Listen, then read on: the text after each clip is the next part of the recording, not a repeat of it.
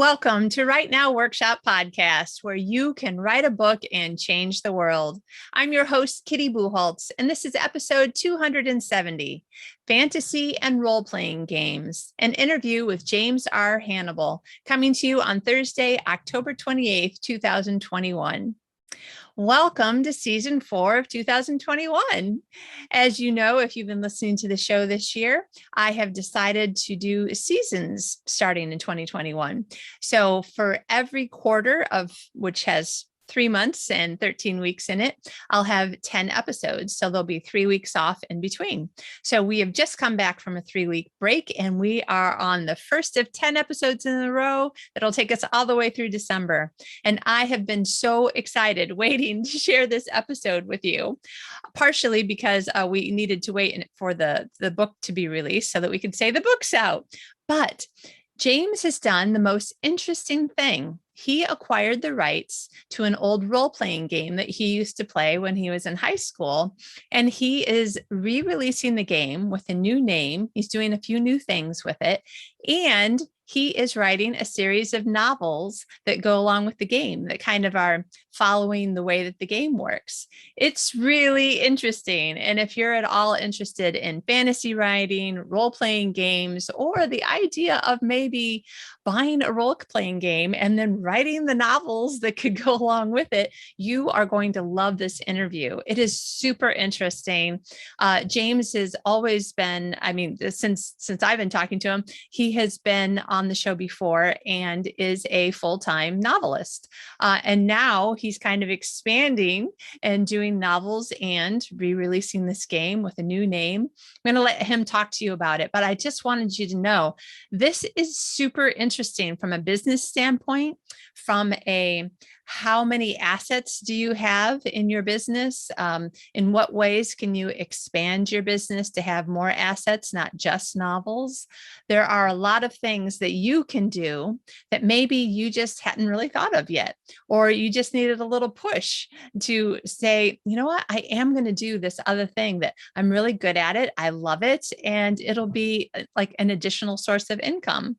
And, if you can find a way to tie it into, the writing and the books and writing things that go along with it so that people want to not just buy your books and not just buy your other product, but have the two things go together and want to buy both, well, again, that's another great way that you can expand your business. So here we are talking to James. In the meantime, remember that we have 9 more episodes coming up every week on Thursdays throughout the rest of the year. There are a lot of great guests. I always feel like I have great guests, but every season I'm like, I have really great guests this season. So lots of new things to learn about your writing career, things that you can do. And I'm always trying to help you to find things that you personally can do with your writing or your writing business or your writing life, the way that you live your life, the physical, mental, emotional, spiritual health that you have. So I hope that you're always looking for, I don't do that, what that person's doing, but I do this, and this is what I can learn from the episode.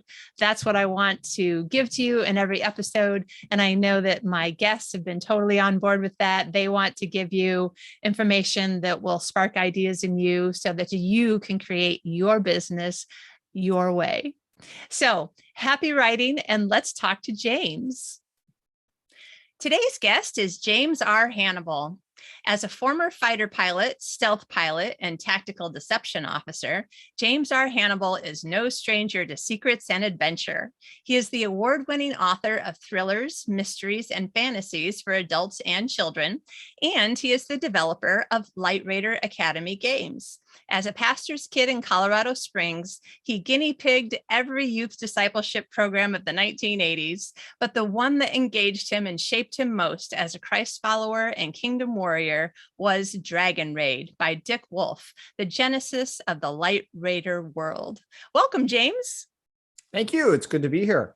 It's nice to have you back. You were just here in May of this year. We were talking about spy novels. That was super fun. That was fun. But now I've been reading Wolf Soldier, and that is super fun too, and so different. Like I can feel your writer's voice, even though it's two totally different genres, so different in a way. But I can feel your writer's voice, and I can sort of easily remember, like, this is one of James's books, because just the way things move and some of the fights and I don't know, just there's something about your voice that comes through, even though two totally different genres. Oh, well, good. I'm glad I'm recognizable in there somewhere. Yeah. So you have been very, very busy. I'm not sure if we let the audience know in May what you were working on, but after you and I finished recording that particular interview, you were telling me, and I was like, oh my gosh, you have to come back on the show and tell us more about it.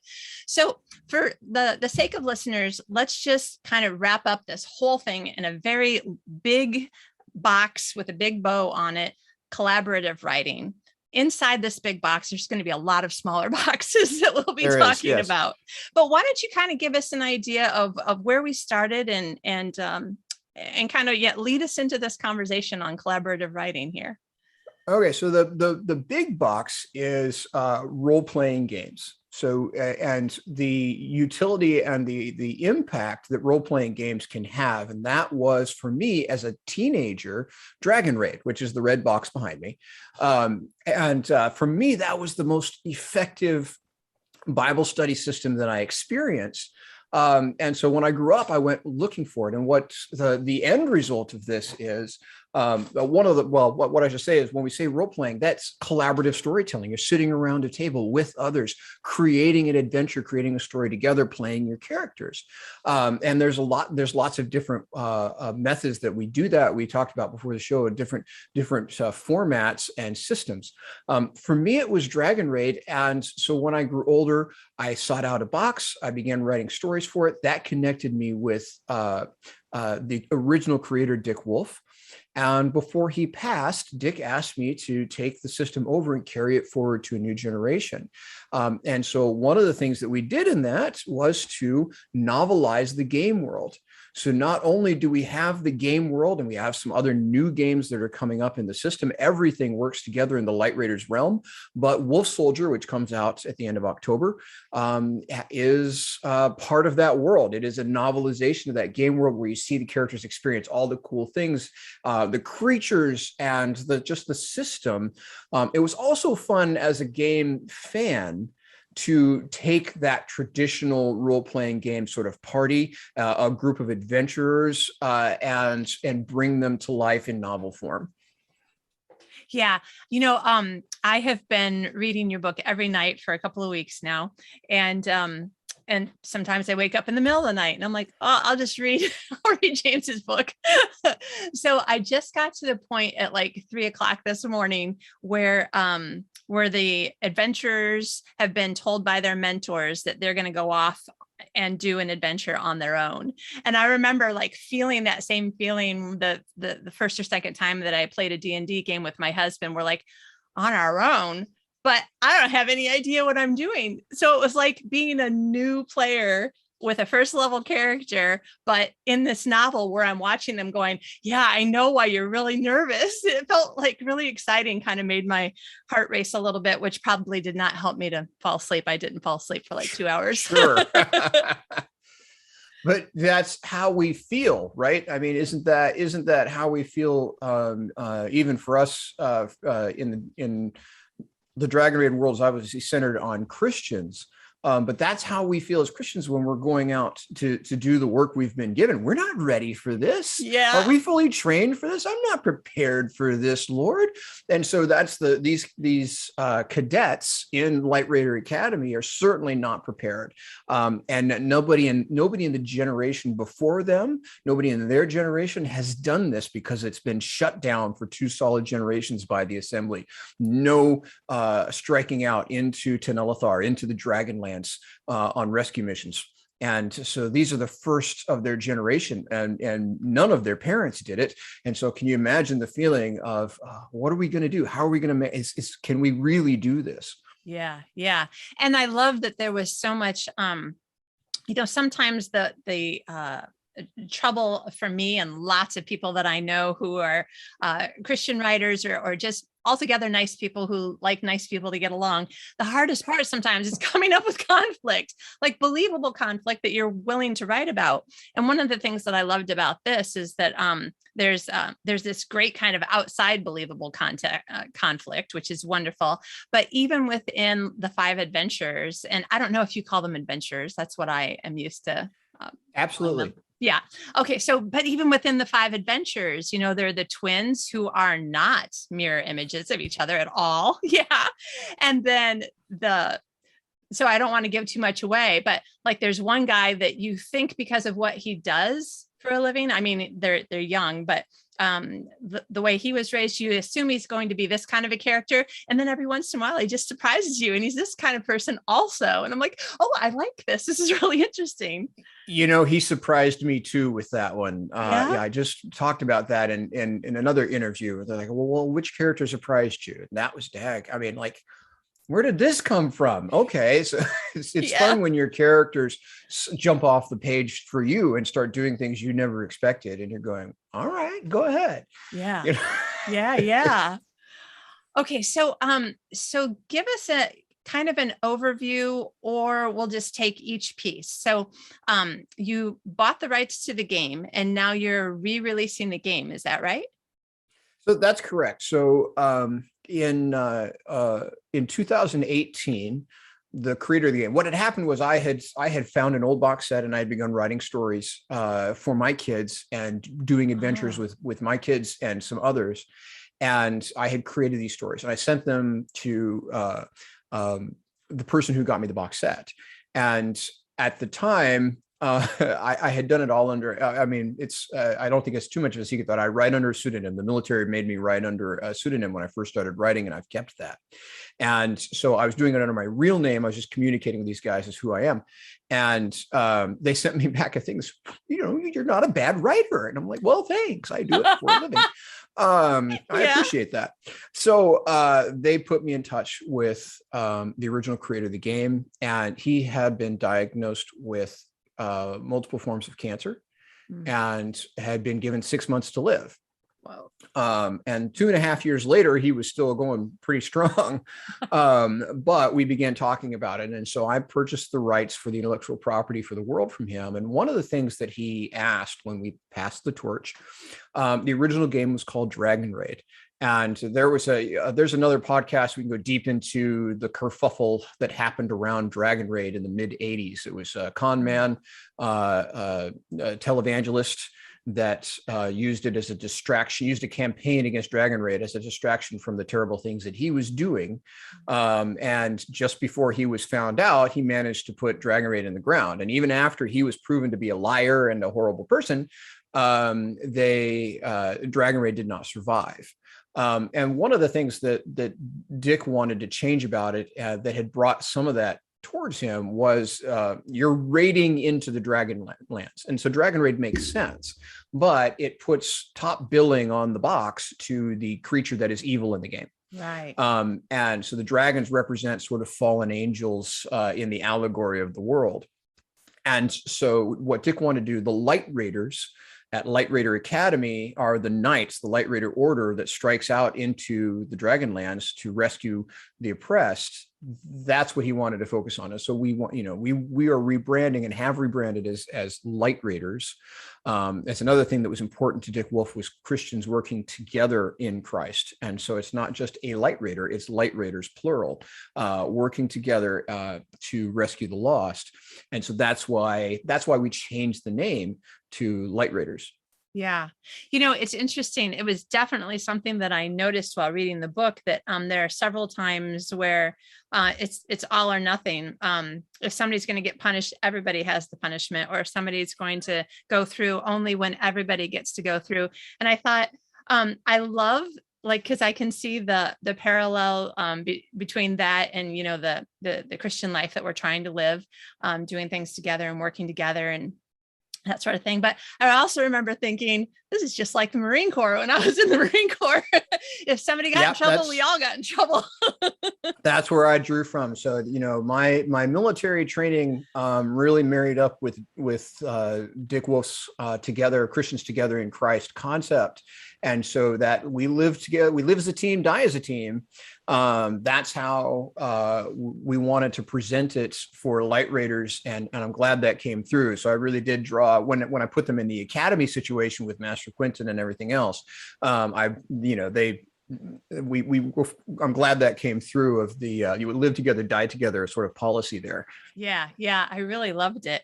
Okay, so did you start writing Wolf Soldier? Like, tell us a little bit about how Wolf Soldier came about. Like, my questions are, did you have to wait until you had purchased the intellectual property before you started? Did you pitch the book to Enclave Publishing first, or did you decide I'm doing this no matter what? Or how did the book come out?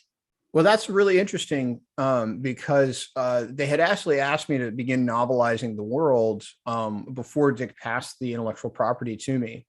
But I'll tell you, the nebulous of I'm writing under permission from the IP owner to do this, it was just too many hands and steps that publishers really wanted nothing to do with it unless there was a single owner of the intellectual property to novelize the world. Mm-hmm. This was not something as big as Wizards of the Coast, which is essentially their own publisher, where they can just contract people out to novelize the D&D world. So for us, it was necessary, even to, there was a lot of stuff going on as far as transferring the intellectual property, but that was a necessity. If we were going to get the novelization of the world out, it needed to have a single source of the IP owner. So you became for all the technical boilerplate stuff there. Very exciting for your listeners. But it's very important for people to realize how much business is involved in making these kinds of decisions. You can't just randomly go out and, well, you can randomly go out and write whatever you want, but you might not be able to sell it. Right. Yeah. All right. And when you're talking about things like this, where you're taking something that was previously created and you're expanding on it, then obviously, there are rights involved, and, you can't just you just can't publish fan fiction, and sell it kind of thing. I've actually been noticing that more as I've been involved in this world about how many people are violating other people's copyrights out there in the self-publishing world, and need to be very, very careful with what they're doing. Yeah. Aside from the fact that it is a mistake and wrong and illegal, you also just don't want to get sued either. Right. Yes, exactly.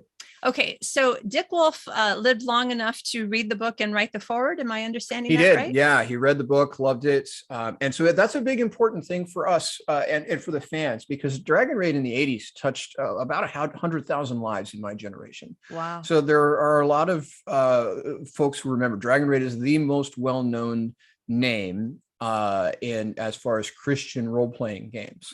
And it's spoken with various levels because of how it sort of burned bright and then was put in the ground. You ended up with stock that was it was sold off and ended up in game stores, and people didn't know what to do with this red box, even though it was designed as a discipleship tool for youth pastors.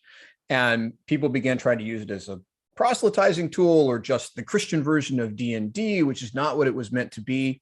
And so there's a whole variance of reviews and feelings about DragonRaid. Lots of people have some strong feelings there. Yeah. Where was I going with that? What was the original question? So Dick Wolf, was he involved in any way in the first story? Yes. So what we did is we modernized it. So there were some things that were very unique to the 1980s, some mashups of fantasy and sci-fi, some very traditional Lord of the Rings style orcs and goblins, things like that. And we wanted to separate the Lightraider world as a unique thing on its own. We also wanted to take out the sci-fi mashup and other things. And so that there are significant changes to the world moving forward that are good changes. They work well with the theological allegory of the world. But it was important to me that Dick put his seal of approval on those. And so, yeah, we made some big changes to the creatures in the stories, and especially to the creatures and how they interact with the world. And we was grateful to see when Dick read the book that he absolutely loved it. Absolutely loved where we took it, and he wrote a really nice foreword for the book. Oh, that is so nice. Now, as a novelist, I am pretty used to, for the most part, being completely in charge of my story. I, talk to other writers about, I've got a problem. I can't figure out how to, and then people brainstorm, and then you're back to it, taking care of your own story. But we were talking a little bit before you and I, hit the record button here, that there was a lot of collaboration going on in like the big world of all of this that you're working on. So I'm not sure exactly where to ask you to start with that. I know you have a Kickstarter campaign, which I think when this episode goes live will be over. Yes. Star Lost, which is the board game, we launched it as we're shooting. We launched yesterday afternoon, and so we have this really cool family board game. So to back up a little bit, and to try to keep this tight, because this is a new writing podcast, but in the LightRaider world, one of the things I just talked about was how people found DragonRaid in that intervening time in game stores and garage sales, and they didn't quite know what to do with it. It was designed as a discipleship tool, and you can see in Wolf Soldier is itself it's a great fantasy story. I hope the reviewers have liked it so far, but it's also a discipleship tool. You can see how they're using scripture and applying scripture in allegorical ways to help you understand how to apply those scriptures in the real world and to engage one side of the brain to build that both retention and understanding.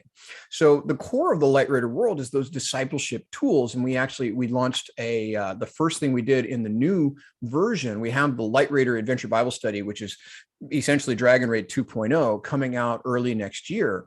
But the first thing we did was make this scripture memory and application card game, First Watch. And it stands alone as a card game, but it also works with old DragonRaid, and it works with the new LightRaider system, and it also works with Wolf Soldier. You can actually find these scriptures, even though they're spoken in another language, because of the Elder Tongue. We created a language, and that's part of that collaborative process. James R. Brown, who was a freelancer on the One Ring games for Cubicle 7, which had the license for the Tolkien games through Francesco Nepitelli. Anyway, James R. Brown is an expert, not just in games, but in creating languages and things like that. So he's been helping me, and we're building a language. Actually, what's really cool about what they let us do, James did these maps. These are inside these books. Okay, every line by hand. This man did this. So you have a map of of just a small portion of the Dragonlands, and you have a map on the other page of just a small portion of Keladev, which is the liberated land. And on that map, though, we not only have a spoken language, we have a written language. And so you actually have some of the words translated into the written language. And so that's part of that collaboration together. But these things together are discipleship tools. But and just for people who don't know, discipleship tool is something that helps maybe a new Christian learn a little bit more about like what is in the Bible, the kind of person we're trying to learn to be. Yeah. Yes, exactly. So a discipleship tool presupposes that you're a Christian, that you have some Bible knowledge, and that you want to learn more Bible knowledge. And people were trying to use DragonRaid, which is also a discipleship tool, as an outreach tool. And that's what caused some of the blowback we've gotten. Now, God can use any tool in the way he wants to, and he has actually used DragonRaid for evangelical purposes through us. But we wanted to purpose design an outreach tool, and that's what we did with Starlots. And Starlots is just a family game. There's 4 family games played on this 2-sided microfiber cloth board it just brings people together at the table. So if you got 10 minutes to play, you can play one of the games. If you got an hour and a half, you can play the big adventure game on the other side of the board.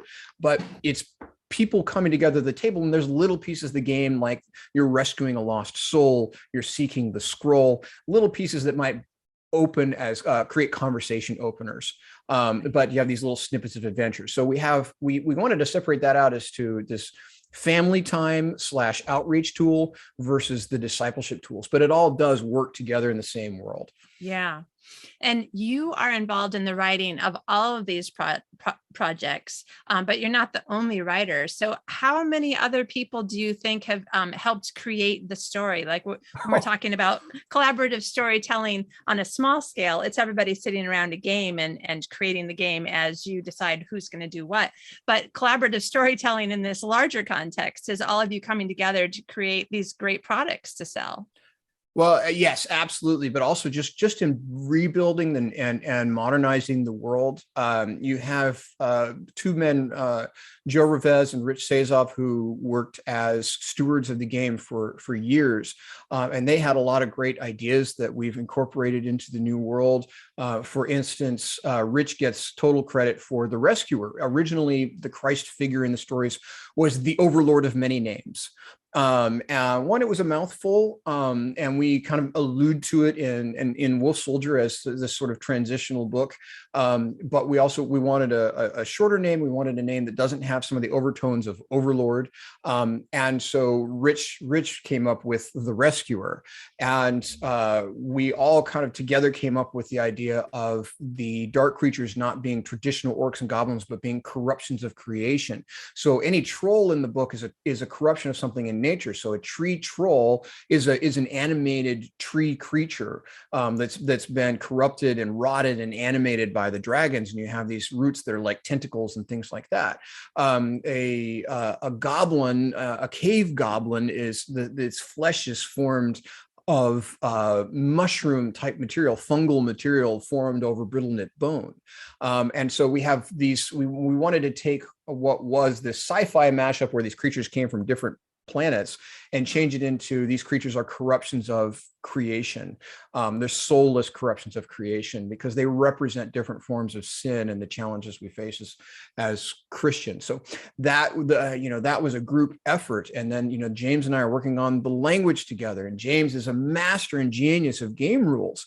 And so when we're creating these games, James has a lot of input. It was funny in our Kickstarter of First Watch, one of the things we promised when we got to, in Kickstarter, once you hit your funding goal, you go for stretch goals.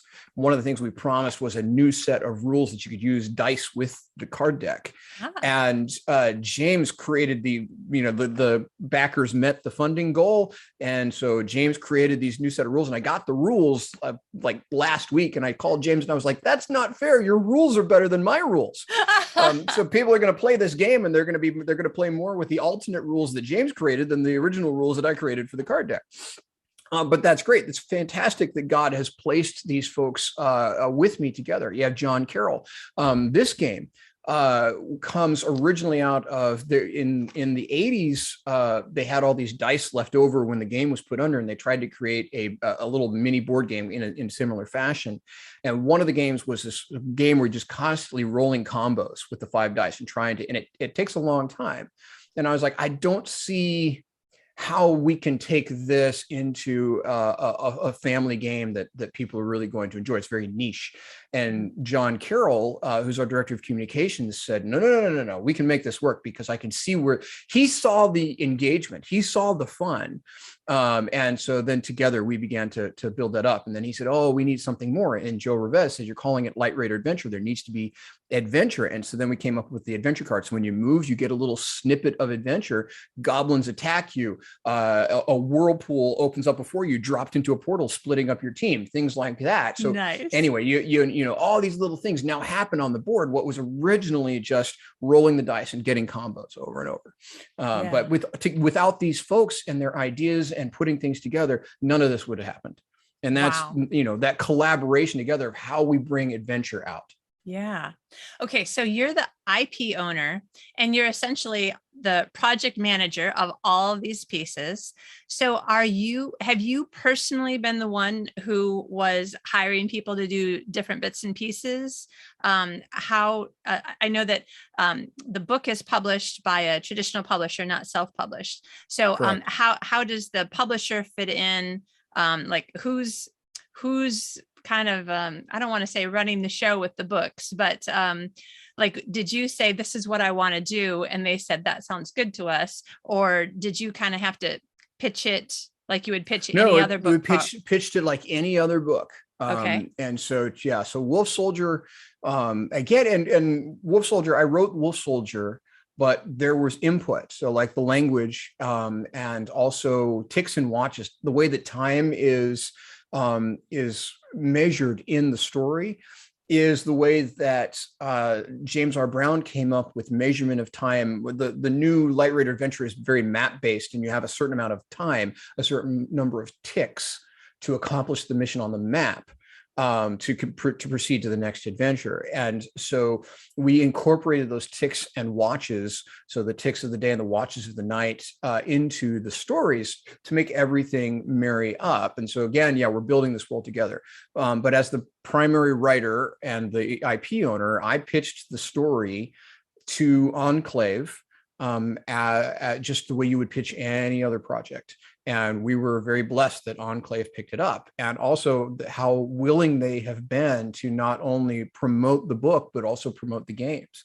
Wow. Just amazing to have your own, trust me, I've worked for Simon & Schuster, I've worked for Penguin, I've worked for multiple publishers, big publishers, and never have I had a publisher go, oh, you have this other thing that's connected. Why don't we market that for you? Why don't we publicize that on our social media? Really?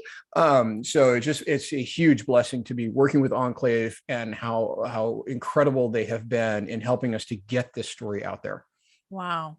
Okay. So as much as this is a topic that we could spend, all day talking about, let's see, let's see if we can bring the big picture back into some bullet points. What are some of the things that you learned about any of the phases of this project that kind of, again, refer back to how are you finding other people to hire? How are you, this is a hard one for me. How are you letting your pride come down a level and your humility, is this right, go up a level to work with someone who has a better idea than you, and that you're going to take out your piece and add in because this is like brilliant. How does the hiring of these people work, like from a business perspective? From a business perspective, and right now, honestly, other than contractors like artists and marketing folks and stuff like that, nobody, we're working together as a business, but nobody's every dime that comes into the business is going back into it. So we run as a for-profit, we are technically a for-profit, but we run as a ministry. Every dime is going back into getting these out there, because everybody on this team believes in the discipleship principles of this tool. Hopefully one day we all have day jobs. James is a pastor. I'm a pilot. John works in media in Denver. And so, we're all doing this as a ministry, but how do they end up with me is God. And that, then you don't question that. So let me tell you the original story of this, of when Dick Wolf asked me to take it over. I signed over the intellectual property. We bought the IP because our consideration has to be given. And then we solidified the trademarks, which is a whole nother legal thing. And then I said, I have to finish Paris Betrayal. I had to finish Elysium Tide, which is the next one that comes out from Revell.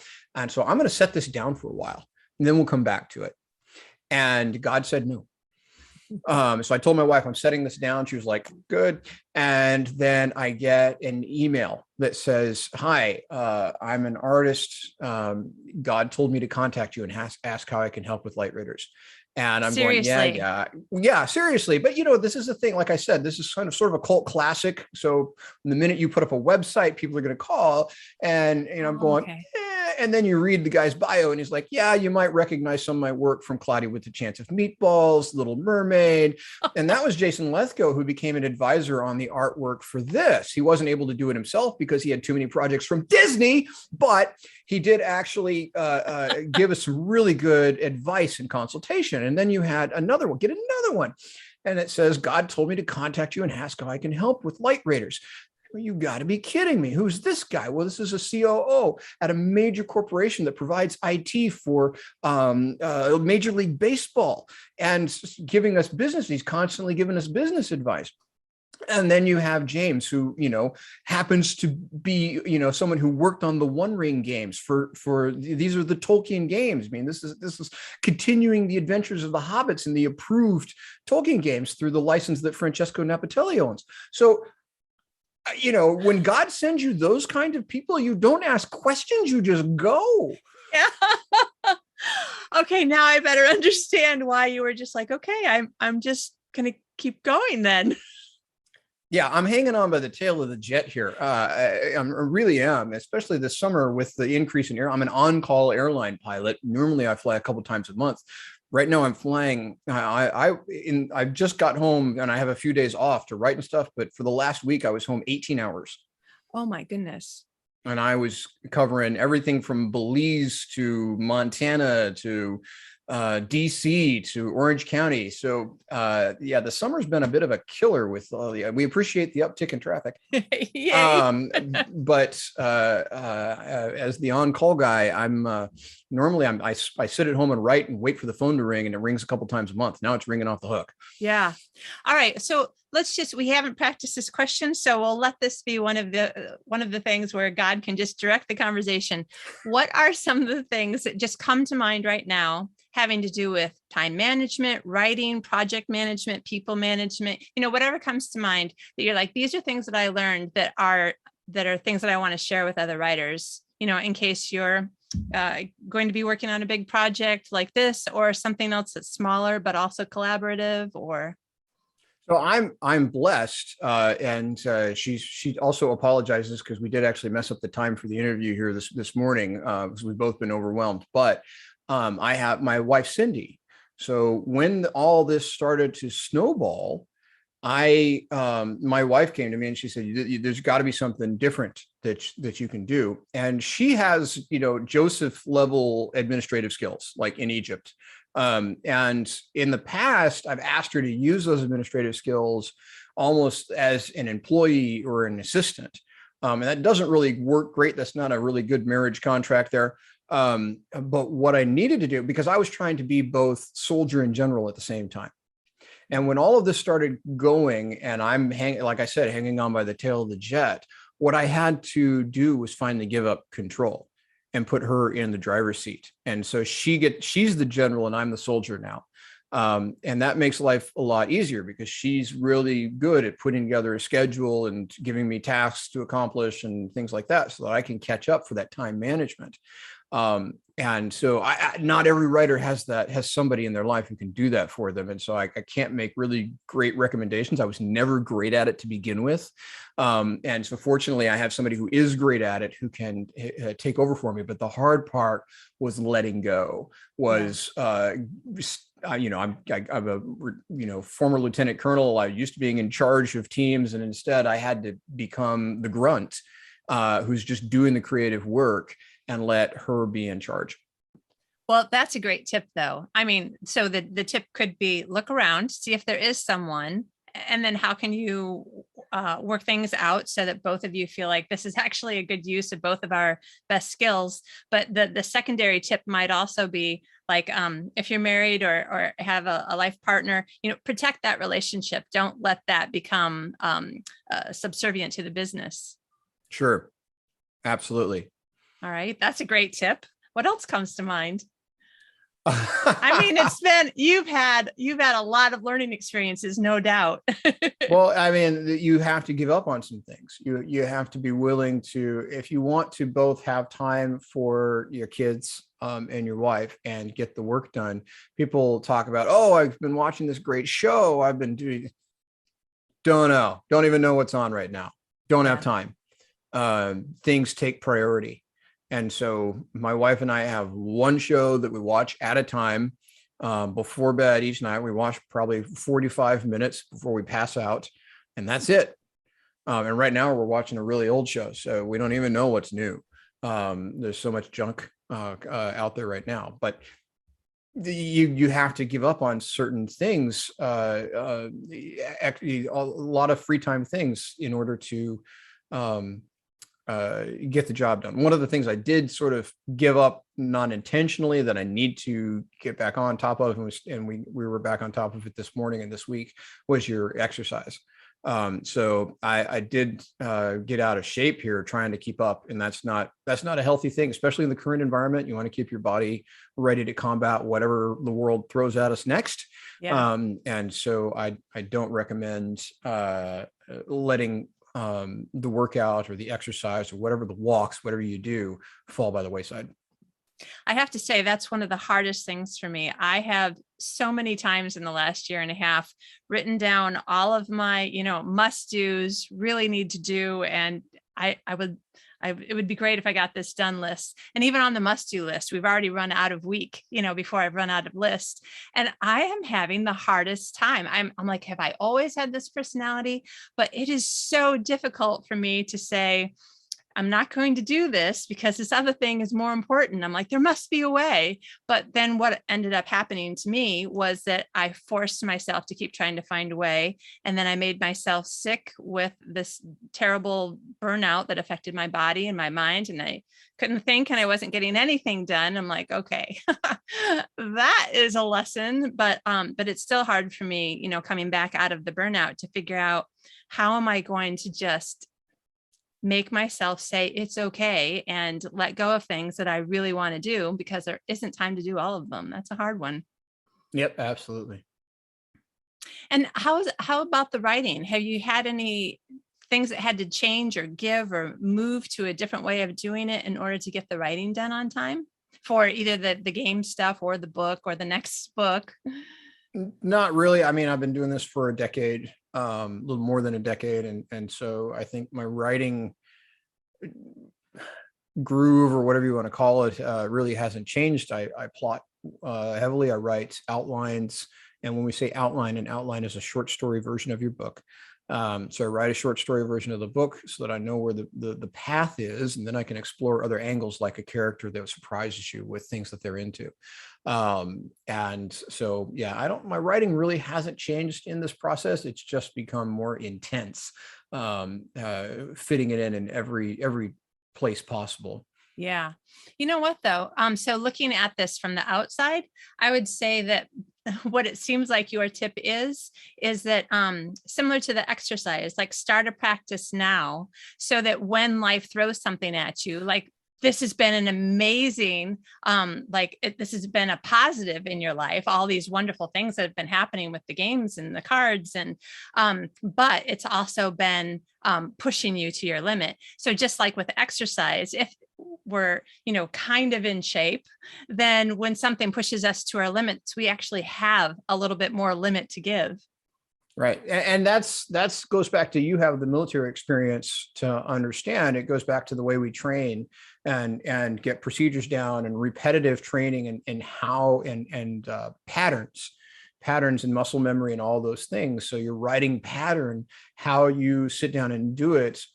You train it or in the Air Force, what we say at 0G on the ground.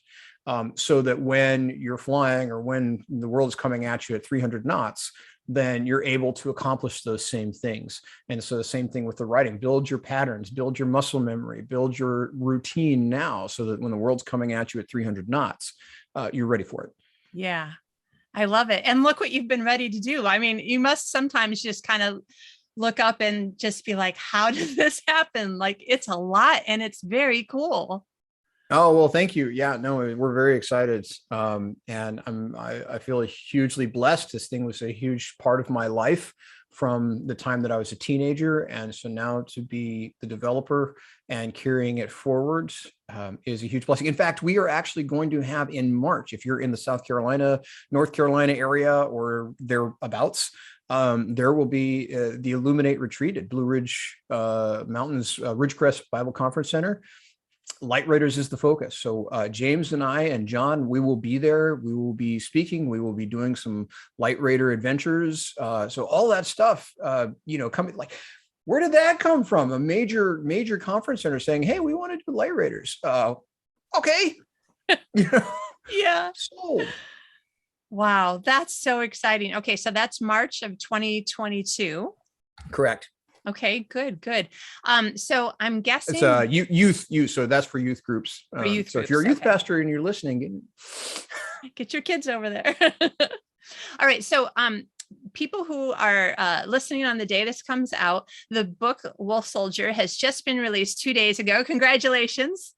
Thanks. Yay. And the game doesn't come out until sometime in 2022. Right. Yeah. So we have First Watch, which is a card game all its own. And really, you're building that. There's 85 foundational scriptures. So if you're building that knowledge, then there's little snippets of adventure on each card that tell you how it works with the game world. So when the game comes out, and if you know a lot of these verses, boy, will you be ready to defeat the dragons and when LightRaider Adventure comes out. So First Watch is out, and it's available for on our website. Starlot's just finished a Kickstarter. It'll be available for back order until all of our Kickstarter backers get their games first. And then LightRaider Adventure, we already have the beta rules out by Halloween. To our original First Watch Kickstarter backers. That was something that they were promised in their stretch goals. And then the official documents will begin coming out next year. Nice. Okay. And then Wolf Soldier is book 1 of a trilogy. So the next 2 books will come out around, do you have dates? February 2023, Bear Knight is the second. So in the Lightraider Order, there are various roles, like a Knight of the Way or a healer. And in one area is Wolf Soldier, Bear Knight, and Lion Warrior are knights who have these sort of talking animal companions. And so the first trilogy in this Lightraider world is based on those roles from the original 1980 game. Nice. You said 2023, but did you mean 2022? Nope. This one comes out October 2020. A year and a half from now. That's another technique. When you're overwhelmed, ask your publisher for an extension. That's good to know. So, that's a good tip. Wolf Soldier, Bear Knight will be coming out February in 2023. This one comes out, obviously October 2021, but there's a year and 4-5 months between the two. Okay, all right, because there are an awful lot of other things that you're working on, including the next book after Paris Betrayal. Elysium Tide is in edits with Ravel right now. Cool adventure on Maui at this grand resort and dealing with auto theft and gang members and some deep earth carbon and other cool topics. Excited about Elysium Tide, but that's coming out. I don't know when that's coming. Is that coming out in summer of 2022? Okay. Wow. Awesome. And that's one. So you didn't say Spy. So this one's not a follow-up. No, this one is not a follow-up to Paris Betrayal. We've had some requests for that. So maybe one day in the future, but right now God wants me working on LightRaiders. Yeah. Clearly. Elysium Tide is a detective story. It's a neurosurgeon, a British neurosurgeon, who's a bit of a grumpy Gus and not too good with his colleagues, gets forced into one of these boondoggle medical retreats. This is a real thing. The resorts put on these retreats for doctors. The hospitals send them and everybody gets paid. And anyway, so he's forced to go on this boondoggle rest in Maui and confront his own workaholism. And while he's there, a woman dies in his arms, and he becomes obsessed with finding her killer. And so he becomes a thorn in the side of a Miami detective, the head of the chief of their gang task force, and together she and he find the bad guys. Wow. Awesome. You do have a lot going on inside your brain right now. I did. I had to learn how to do some neurosurgery for that book, at least in theory, so I had to learn a lot about, cutting out tumors and things just to write good scenes for that story. So I did learn a lot about that. That was fun. That's so cool. Kind of gross. I watched a lot of surgeries on video. Oh man. Yeah, there are even things in the Good Doctor TV show where I'm like, I'm just going to turn away for a minute, because mostly I'm okay with it, but sometimes I'm like, too much. But yes, if I were 18 anytime in the last 5 years, I would definitely go into some sort of neuroscience field, because I think it's the coolest thing ever.